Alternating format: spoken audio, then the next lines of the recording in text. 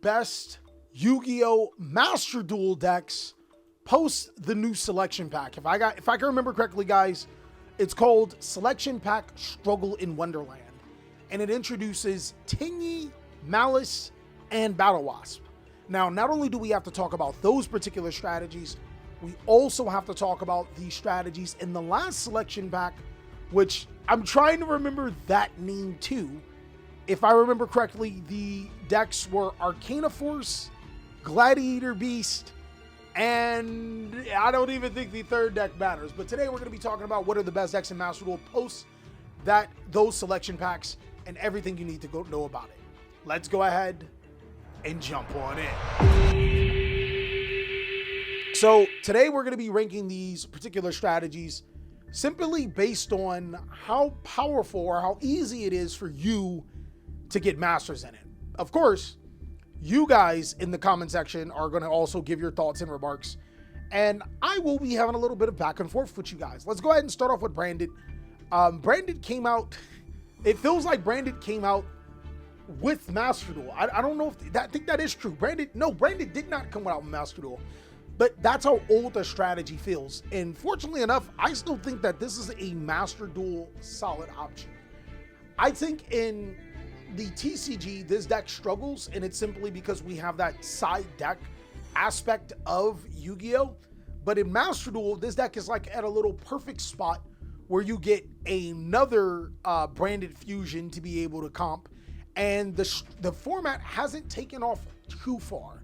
Now, will this deck eventually be faded out? Yes, eventually it will, especially now that we have Malice and we'll soon be getting Ryziel. But for right now, I'm going to say a solid option. Melodious is good enough to steal Ws. I think Melodious is a fake tough guy deck. If you guys know, then you know what I'm talking about, right? I think Melodious is strong enough to win games where it probably should win games, but it isn't strong enough to be able to compete consistently. That's just my thoughts on it. I don't think we've ever came across a Melodious player where their board is just like, oh, okay, well, like at a consistent pace, where you're like, oh, we just lose. And I'm not trying to be disrespectful to Melodious players, but I just don't think it's that good, right? I think that it's a solid Yu-Gi-Oh deck. I don't think that it's one of the best Yu-Gi-Oh decks in Master Duel. You know what I mean? Obviously, if you're a good player, of course, you're going to go places with this deck. It's still fairly strong, and it's no disrespect to the strategy, but I don't really, it's not really scary, right? I think that Herald of Orange Light will probably be one of the carrying factors against Malice. That actually might be really good, though. Blue Eyes is, I think, it's not the fact that Blue Eyes is strong. It's the fact that Blue Eyes is almost brain dead. I think that that's when you get Yu-Gi-Oh, there are some strategies that require a ton of thought, right? Like in this stage of the game, activating branded fusion might just require more thought than it used to, right? But normal summoning Sage with the Eyes of Blue will probably never require enough thought to make this deck a skillless Yu-Gi-Oh strategy, or a skillful Yu-Gi-Oh strategy in terms of it's going to be really, really hard to play. Blue Eyes is incredibly easy to play and ridiculously rewarding for your gameplay. And I think that that was the design of the deck, and it will continue to be that. It is probably the easiest deck to play to Masters, just because you don't have to think as much. Not the strongest, but definitely easiest. Cristron, in my opinion, is the strongest. There's no ifs, ands, and buts about it. This deck isn't the easiest deck to play, and Yu-Gi-Oh! Is going to start to move towards those stronger decks becoming a lot tougher to play, but the reward is that you get Yu-Gi-Oh! Strategies that create moments that allow you to feel like you're in a Yu-Gi-Oh! Card game. So let me give you an example. Blue Eyes has 1 to 2 play lines. You normal summon Sage, you normal summon Primate Aether Barrel to a normal summon Sage. Like there isn't much to it. And when you get into certain situations, you pretty much know where you're losing. With decks like Cristron, and I would say decks like Memento, there's always some niche ability or niche situation that you can put yourself in where the game always feels winnable. So there's always those moments. It's hard skill because of all of the moving parts that you have to work inside of the frame of the deck. I think that that's the reason why Cristron is so strong, because those players that understand that are rewarded for it. And then you get other degenerate decks that are just strong, and we'll talk about them later. Arcana Force is 4th rate duelist with a 3rd rate deck. This deck's trash. I like Arcana Force.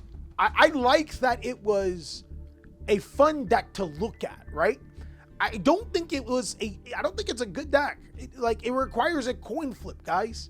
And you need another card just to make your first cards work. This is a very gimmicky deck that's not going to work in the long run. Exodia, which is Millennium. I don't want to put it in 4th rate duelist, but I don't think it takes a good pilot, right? It's easily a deck that's good enough to steal W's, but not really good enough to steal W's, right? This is one of those decks where it's pretty brainless, right? You summon Exodia, you activate macro, and then you hope that your opponent's playing a graveyard reliant deck or isn't well established enough to win the game. This is one of those decks. It's pretty brainless. So I wouldn't say it takes a good pilot as an essence that a good player can pilot this deck. I think if you get lucky enough, you'll get far with this deck. Most of the time this deck wins is probably you activate a macro against a graveyard deck. Let's just be fair, right? Same thing with Mimighoul. Mimighoul is an incredibly gimmicky Yu-Gi-Oh deck that I guess it's less frustrating to deal with than Macrocosmos Exodia, but Dominus Impulse is going to become a stronger card in the game, which almost deletes this deck, right? And this deck was never powerful enough to be able to keep up with some of the better Yu-Gi-Oh strategies. It was pretty bad. Dark Magician is 4th rate duelist, which is ironic because Yugi would never lose to Kaiba. I just think that it's really crazy, and let me know if I'm tripping here, guys, but Kaiba's literally at the top.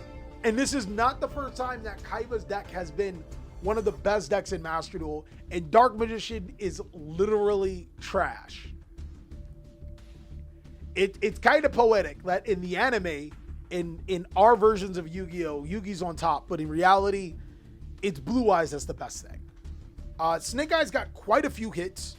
They banned Snake Eyes Oak, and we sat there trying to figure out how in the hell that was going to work. Well, the jury is out, and I don't think that Snake Eyes is the best deck anymore. I think that it's solid. The grind game for Snake Eyes gets reduced, right? Significantly. But the deck is still the deck. I mean, if you win fast enough, which they can, you ain't gotta worry about things. It's starting to become just like a pile of good stuff deck, which I think it's always been, but now it's starting to show its face. Materialactor. Maybe? Like, Materialactor is just some poor rank 3 deck. I couldn't think of much of it, right? It's engine slop. I think Materialactor is engine slop, like how Snake Eyes is engine slop, except a worse engine slop Yu-Gi-Oh deck. It's not that great, but I think a good player may be able to overcome some weaknesses with that. It shows how the duelists who make the deck strong, not the deck itself. It's 4th rate. Oh no, Jay Work says it's 4th rate. I'm gonna put it in 4th rate because that's what Jay Work said. So let's move it to 4th rate. Let's see if the Materialactor players will give us something to regret our words for, because I think it could be here, but here is more calculable, right? Labyrinth takes a good pilot. I think Labyrinth takes a good pilot. I think Labyrinth takes a good pilot simply because there are so many bad Labyrinth players that want to fit X, Y, and Z into their deck. Just terrible Yu-Gi-Oh cards that don't give the returns on a consistent basis. And even besides that, the deck is hard to play because going second in Master Duel with Battle on the Floor, Appaloosa, Pull of the Goddess, and Borload Savage Dragon is a lot different than what you deal with Labyrinth. But it's still a good deck, right? It can still W's, though Ice Dragon Prison is no joke. I don't think Ice Dragon Prison. I think Daruma Cannon's a better card, right? Lav takes a good mathematician, and Yu-Gi-Oh players don't read, let alone math, right? Equation Cannon, a Malice Field is crazy. I think Voiceless Voice is just good enough to still W's. This deck it's almost like Blue Eyes. When I mean that, I mean I don't want to say that this deck is as brainless as Blue Eyes, because let's be real, guys. We've seen how Blue Eyes players play, and they still manage to win. We've seen them play Chaos Max. We've seen them play Magia. And oftentimes, they just get rewarded because your deck's harder to play, and their deck's easier, right? But the Voiceless Voice is a simpler deck that once it gets going, it's really hard to stop. The only problem is like stuff like Sky Crisis now exists. Bystial Fiendsmith is still really good in my opinion. I'm gonna put it in solid option. I think what Bystial Primary Fiendsmith is gonna have for it is using that Branded Regain to be able to stop Malice. Branded Regain is a crazy strong card against Malice. It's almost insane how the card low-key FTKs Malice, and you guys should strongly consider playing that full Bystial package if you guys can. I think that DDD takes a good pilot type Yu-Gi-Oh deck. So DDD is even a harder version of Cristron, which is even a harder version of Malice, which, I mean, who would have guessed Malice is the best deck in the game?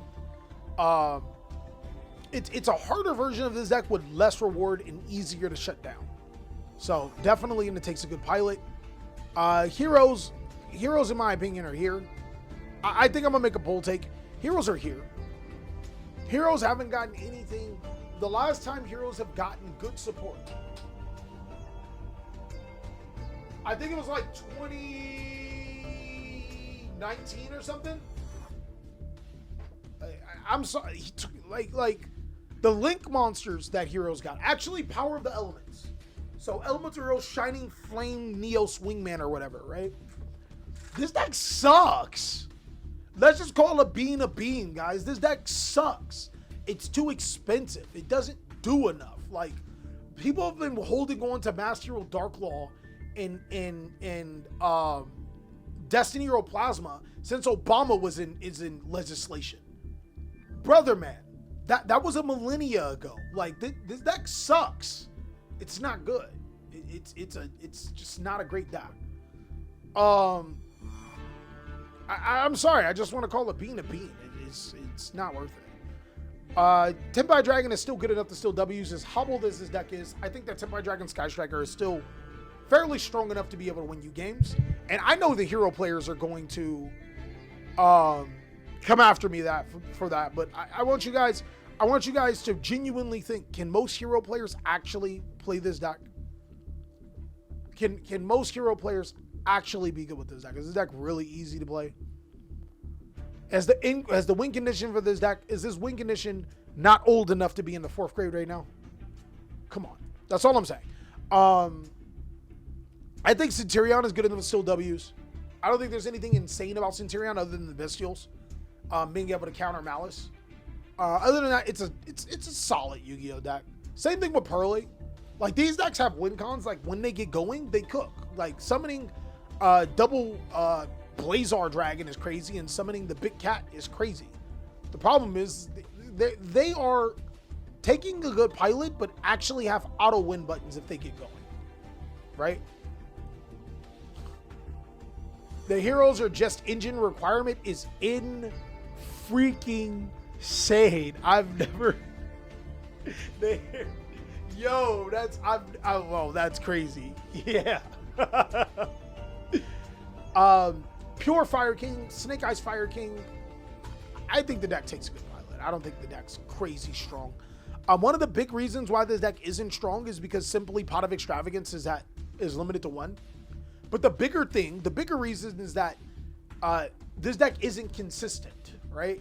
You get 3 Oconics, you get 3 Ponics, you get maybe you don't want to play 3 Island, but even if you play 3 Island, and 3 of the field spell, you only have 12 starters, where Yu-Gi-Oh! Strategies are starting to come into their 15, which means their starter and extender.